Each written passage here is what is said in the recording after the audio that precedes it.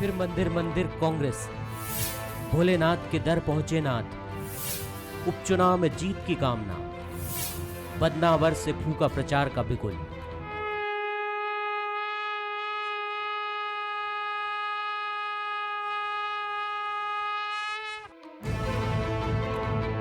उपचुनाव से पहले कांग्रेस ने फिर मंदिर मंदिर की राह पकड़ ली है। 2018 विधानसभा चुनाव से पहले भी प्रदेश कांग्रेस के दिग्गजों ने बाबा महाकाल के दर्शन कर चुनावी शंखनाद किया था, लेकिन तब और अब में कांग्रेस काफी बदल गई है। तब कमलनाथ के साथ सिंधिया थे, राहुल गांधी भी कांग्रेस की जीत का आशीर्वाद मांगने आए थे, तब बाबा का अभिषेक किया था। लेकिन इस बार कोविड-19 के कारण गर्भगृह के बाहर से ही दर्शन हो पाए। महाकाल के बाद कमलनाथ बदनावर के बाबा बैजनाथ मंदिर पहुंचे, जहां नंदी के कान में अपना संकल्प दोहराया और जीत का आशीर्वाद मांगा। बदनावर में एक रैली को भी संबोधित किया। मुझे आशीर्वाद मिले, मध्य प्रदेश का भविष्य सुरक्षित रहे। मध्य प्रदेश की जनता सीधे साधे हैं, सरल स्वभाव के हैं, भोले भाले हैं, पर बहुत समझदार हैं। वो जानते हैं क्या गद्दारी हुई है, क्या सौदा हुआ है, और वो जानते हैं कि किस पटरी पर मध्य प्रदेश आगे चल रहा था, कैसे मध्य प्रदेश को एक नई दिशा मिली थी। मुझे पूरा विश्वास है कि मध्य प्रदेश की जनता हमारा साथ देगी और फिर से कांग्रेस की सरकार बनेगी। अब वो जहाँ से चाहे करें, ऐसा है चुनाव जीतने के लिए भगवान की कृपा के साथ साथ जनता की कृपा की जरूरत होती है, और जनता उन्हीं पर कृपा की वर्षा करती है जो जनता के लिए बेहतर काम करते हैं। मालवा निवाड़ की बदनावर ही वो सीट थी जहां से कांग्रेस के टिकट पर राज्यवर्धन सिंह दत्तीगांव भारी मतों से विजय हुए और उन्होंने ही सरकार गिराने पहली कील ठोकी थी। यहां राज्यवर्धन को हराने कमलनाथ बीजेपी के बागियों के साथ बिसात बिछा रहे हैं। उज्जैन बदनावर के बाद मां पीतम्बरा पीठ के दर्शन कर कांग्रेस नेता चंबल ग्वालियर के लिए प्रचार का आगाज करेंगे। तो सारे नेता एक साथ मिलके ग्वालियर चंबल संभाग का दौरा करने वाले हैं। 13 जुलाई की तारीख निश्चित हुई है। दतिया की पीताम्बरा पीठ माँ के दर्शन करके दतिया जिले में ही भांडेर विधानसभा का भी उपचुनाव है, वहाँ से हम लोग शुरुआत करेंगे। सारे नेता हैं उसमें। पीताम्बरा पीठ से जब ये अध्यक्ष बन के आए थे माननीय कमलनाथ जी, तब इन्होंने शुरुआत की थी। महाकाल भी गए थे, पीताम्बरा पीठ भी गए थे, और दोनों में आशीर्वाद मिला। अल्पमत की सरकार बनी, तोड़ जोड़ से बनाई, अपना घर संभाल नहीं पाए। तो भगवान को मालूम है ये धोखा दिया इनने किसान को, नौजवान को धोखा दिया, बेटियों को धोखा दिया, बहुओं को धोखा दिया, महिलाओं को धोखा दिया। तो अब ये कहीं चले जाएं। चुनावी मौसम में मंदिर मंदिर जाना और यज्ञ हवन करना बीजेपी नेताओं का शगल रहा है, लेकिन इस बार कोरोना के कारण वो वर्चुअल रैली के जरिए जनता तक पहुंच रहे हैं। दूसरी एक वजह यह भी है कि बीजेपी में मंत्रिमंडल विस्तार के बाद विभागों के बंटवारे पर भी माथापच्ची चल रही है। आने वाले दिनों में बीजेपी के दिग्गज भी मंदिर मंदिर और रैलियां करते दिखेंगे, ये देखना होगा। और देखने वाली बात यह भी होगी कि राजनीति के भगवान यानी जनता का आशीर्वाद किसे मिलता है।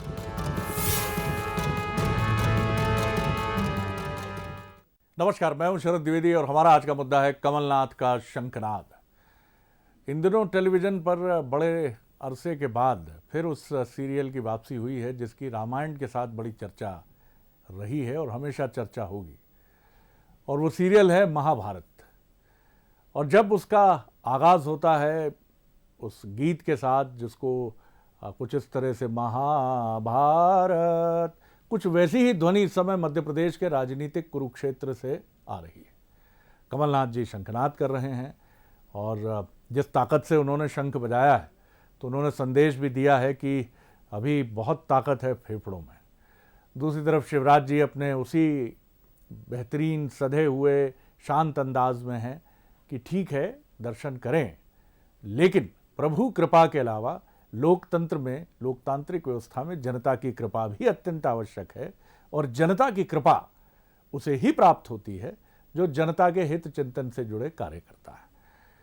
अब ये तो 24 उपचुनावों के नतीजे बताएंगे कि जनता किसके साथ है, लेकिन लग ऐसा रहा है कि 2018 रिपीट हो गया।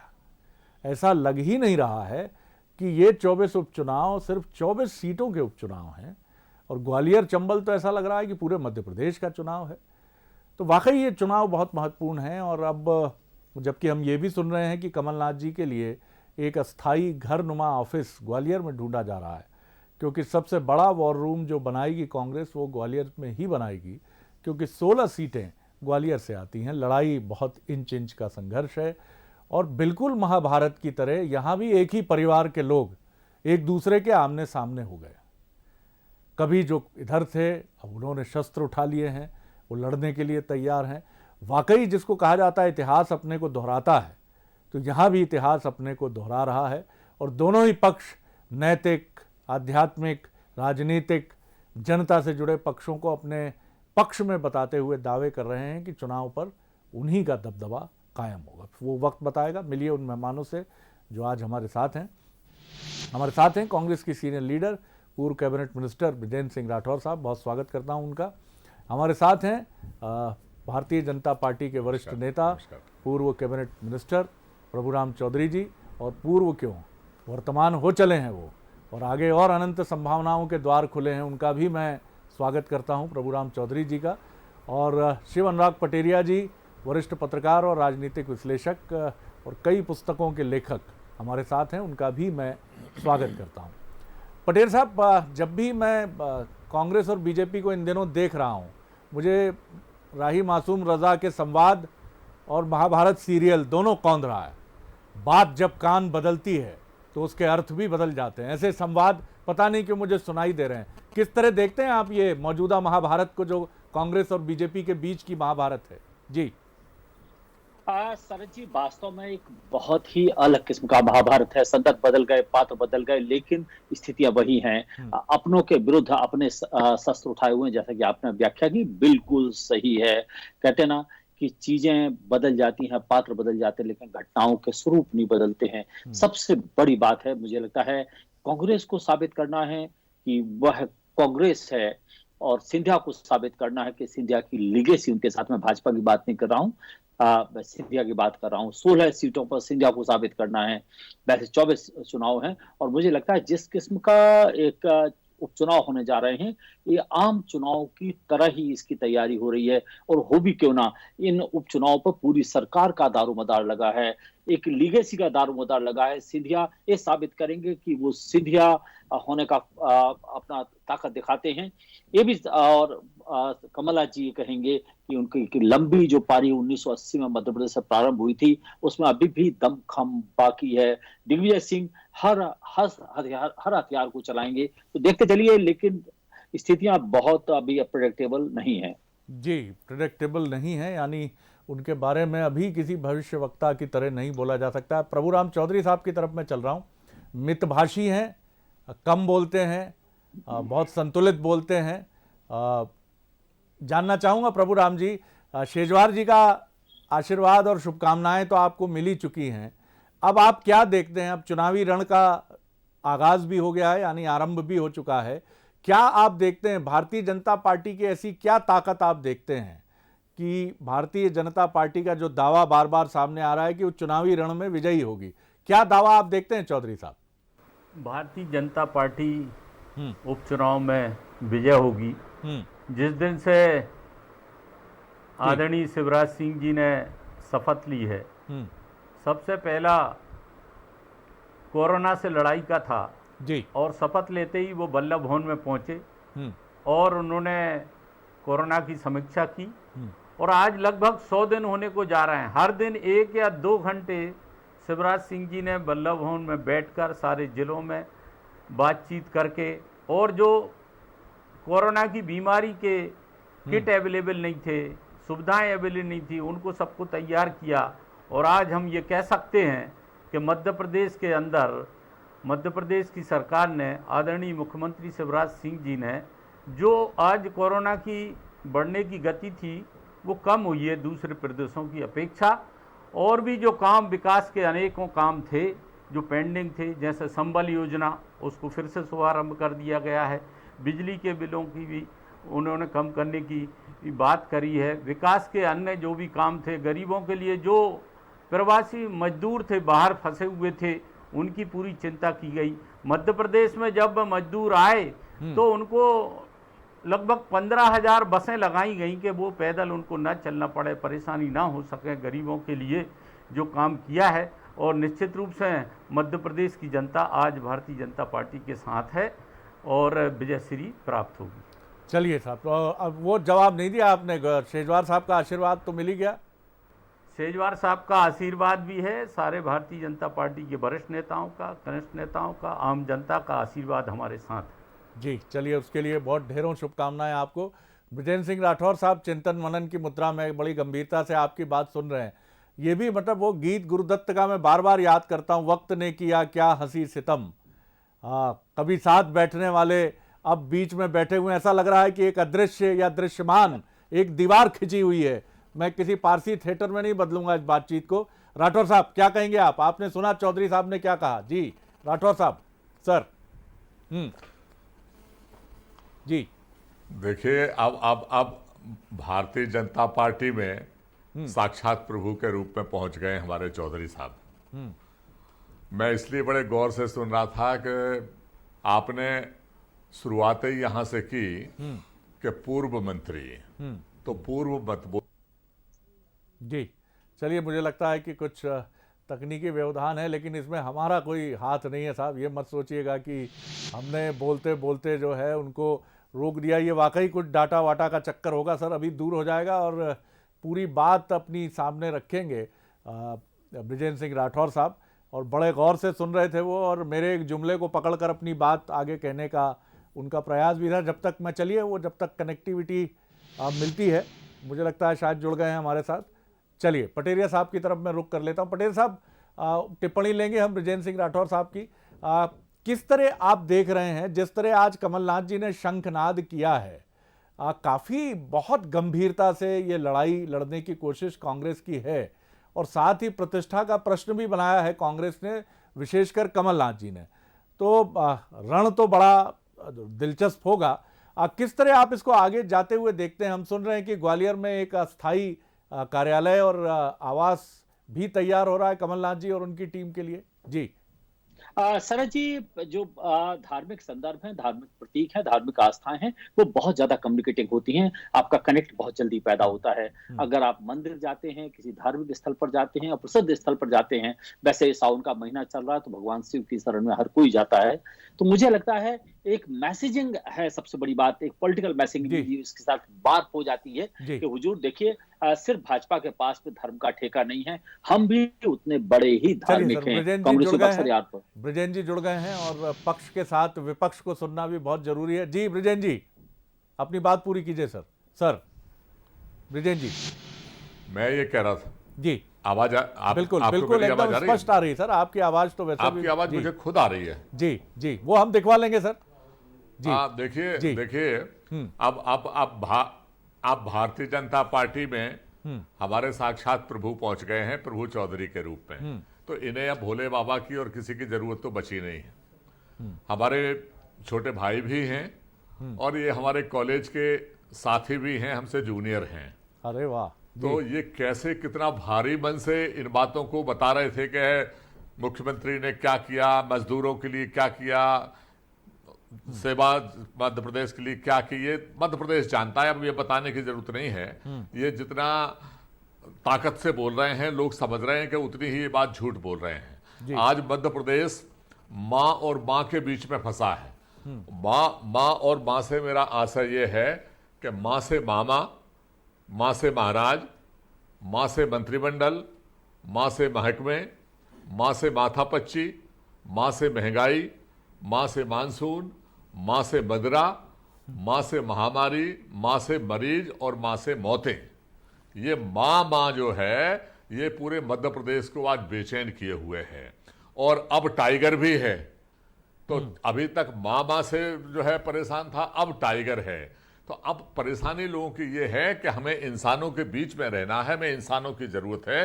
तो हमारे कमलनाथ जी जो आज भोले बाबा के दरबार में गए हैं केवल इसे चुनाव से जोड़ने की जरूरत नहीं है। ये सावन का महीना है, आप सब जाते हैं, हम भी जाते हैं और वो भी गए हैं जी। प्रश्न ये है कि ये चुनाव की परिस्थिति क्यों बनी।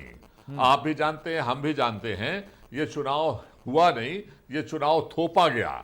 और ये चुनाव जो थोपा गया है वो भारतीय जनता पार्टी के नेताओं ने और हमारे मित्रों ने मिलकर साजिश करके इस चुनाव को जनता के ऊपर थोपा है, जिसकी मार आम जनता के ऊपर पड़नी है। और वो डीजल पेट्रोल के रेट बढ़ाकर, महंगाई होकर वो सामने बात आने लगी है। आज आप देखिए कितना बड़ा मजाक है कि आप एक महीना पहले आपको मंत्रिमंडल के उसमें लगा, आप 5 मंत्री आपने बनाए, फिर 2 महीने आपको विस्तार में लग गए, अब 5 दिन से आप परेशान घूम रहे हो कि मंत्रिमंडल में। ये जो अब झगड़ा है वो कोई सेवा का झगड़ा नहीं है, ये संघर्ष जो है वो सत्ता की लोलुपता का है।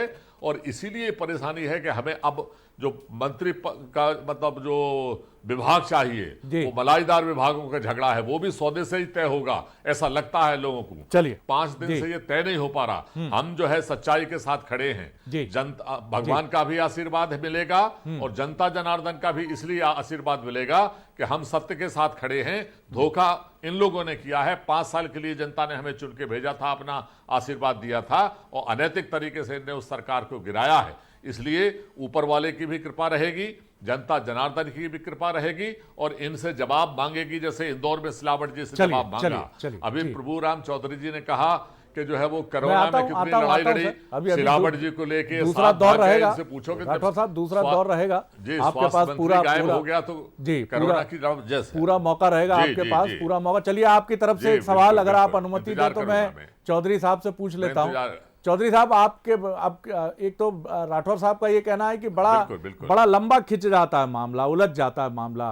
पहले 5 ही मंत्री बने, फिर 2-3 महीने बाद बाकी मंत्री हुए, अब विभाग में उलझा हुआ है।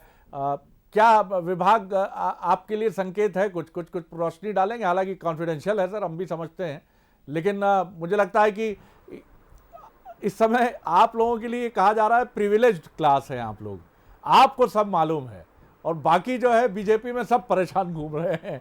आप जो बीजेपी का सेक्शन है वो प्रिविलेज्ड क्लास यानी विशिष्ट क्लास कहला रहा है। इस पर सर कोई टिप्पणी आपकी? जी नहीं, ऐसी बात नहीं है। मुख्यमंत्री जी वरिष्ठ लीडरशिप से सलाह मशवरा करके और अपने विवेक से अपना निर्णय लेंगे और जल्दी आपके सामने आ जाएगा।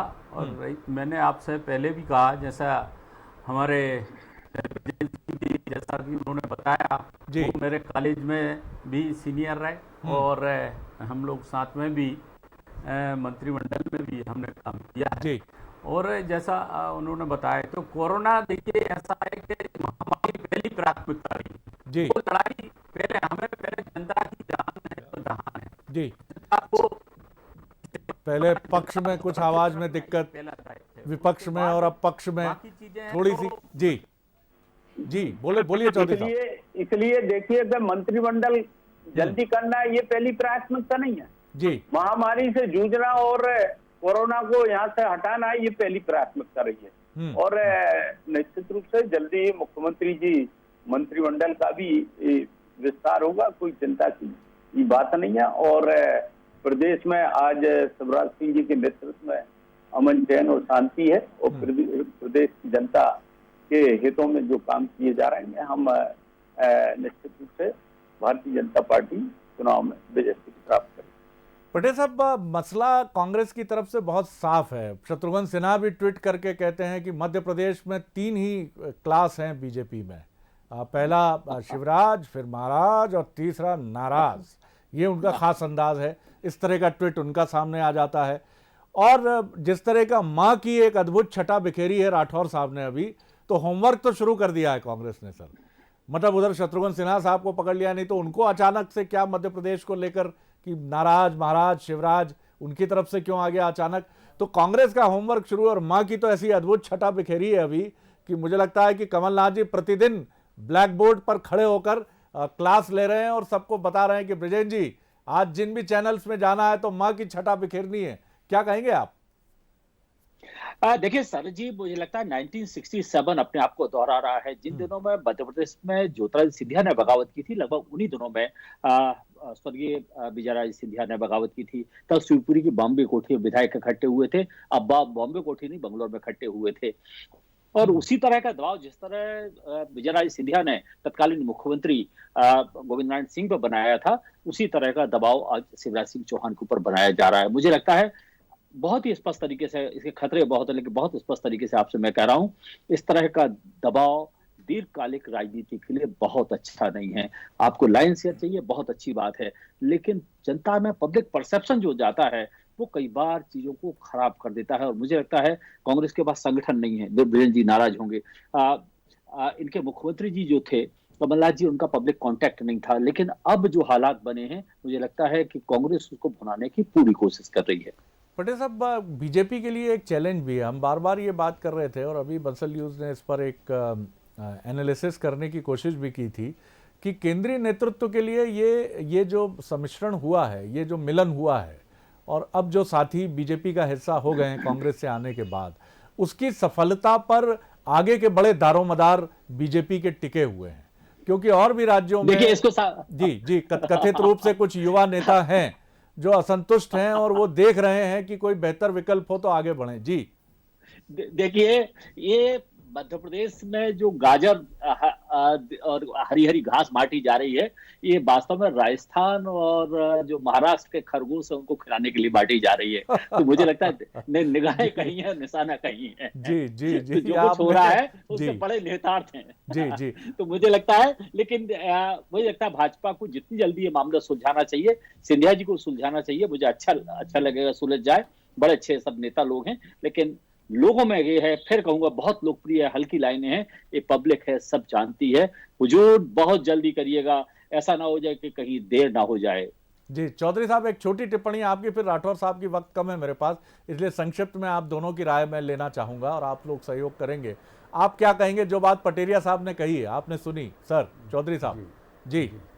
देखिए, ऐसी बात नहीं है और आप जल्दी आप देखेंगे कि आपके सामने ये सब चीज़ें आ जाएंगी और कहीं कोई इस बात में कहीं समस्या नहीं है। और रही बात मामा की, जो हमारे राठौर साहब ने बोला है, तो मामा, मध्य प्रदेश की जनता प्यार से उन्हें मामा बुलाती है। मध्य प्रदेश की जनता प्यार से सिंधिया जी को महाराज बुलाती है। तो इसमें देखिए, अगर जनता का स्नेह, जनता का प्रेम और ये होता है तो हमें उसमें कोई आपत्ति नहीं होना चाहिए। जिसके लिए जो भी स्नेह अगर है, प्रदेश के बच्चे या प्रदेश के आम नागरिक उन्हें मामा के रूप में प्यार से, मोहब्बत से गले लगाते हैं, उनसे मिलते हैं।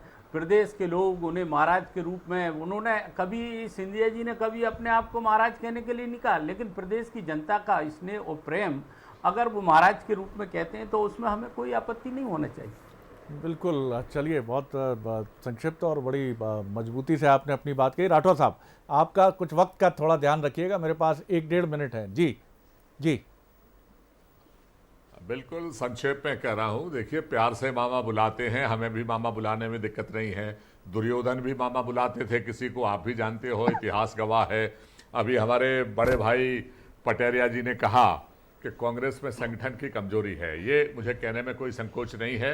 भाजपा के तुलना में संगठन में अभी हमें और ज्यादा काम करने की जरूरत है। लेकिन अब की बार सही बात को नोट किया, ये जो चुनाव है, आप विश्वास करिए कि ये संगठन के दम पर नहीं, ये चुनाव मध्य प्रदेश की जनता लड़ने जा रही है।